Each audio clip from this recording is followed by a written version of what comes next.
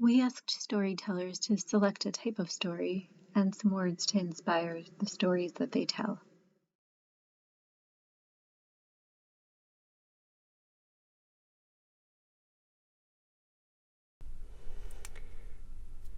There was a frog named Jojo who lived on a pond.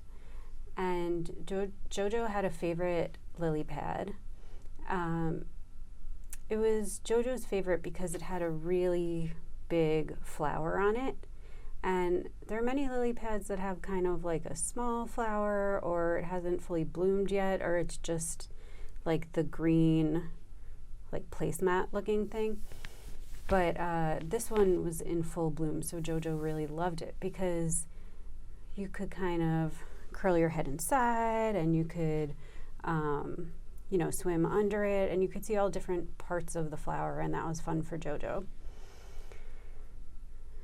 One day, Jojo was sitting, resting in the shade of the flower on the lily pad, and she looked across the pond at all the other lily pads and all the other frogs and the algae and the moss and the rocks, and she looked at the shore and the grasses at the edge of it, and then beyond that were trees, and above that was a blue sky and clouds.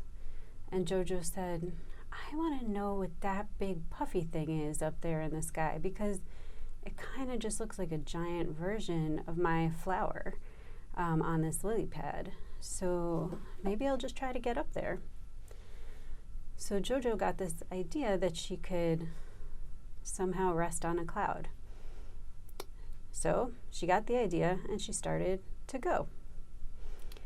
She said, well, the thing that I see that looks like a bridge to the cloud is the tree branch. So I'm going to have to hop along the lily pads, and she did. I'm going to have to reach the shore, and she did. And she crawled through the grasses, and it started to get dark, and she couldn't see the cloud anymore. And her whole mission to reach the white puffy thing in the sky, well, it didn't look so white. It started to look dark gray and dark blue. It didn't really look like a comforting lily. It looked like a scary, ominous monster, actually.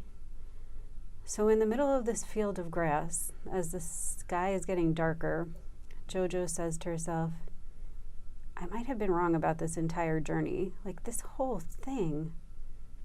How could I have been so wrong? How could I have thought that this would be fun or exciting or lead me somewhere great, relaxing at all, when it just looks like the whole world is going to come crashing down and attack me? She didn't know what to do. She panicked. She was hungry. She was tired. She was cold.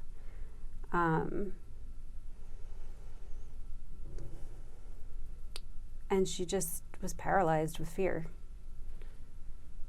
She was stuck for so long that all of a sudden, at the edge of the grass, she saw some light yellow and some pink coming up at the edges.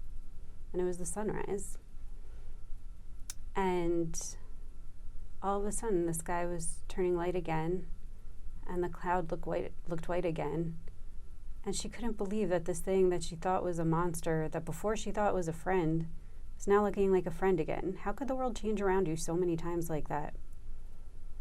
She said, it must be a sign, and I'm supposed to go to that cloud after all. So she kept hopping along to the tree, and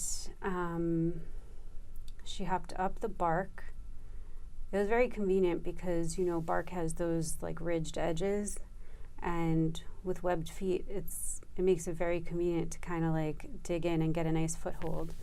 So she kept hopping up the trunk onto branches and branches, and finally on this one branch, there were twigs that looked like they were just touching her cloud. And she got to the edge of the twig, and she tried to reach her arm to the cloud and still couldn't touch it, and couldn't understand why from below it looked so close, and now it still looked so far again.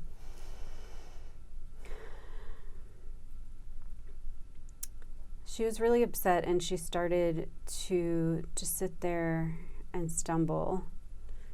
And she walked back to where the branch met the trunk, and she found a rope that she could slide down to get back to the grass. And she just sat at the trunk of that tree thinking about what comes next. The end.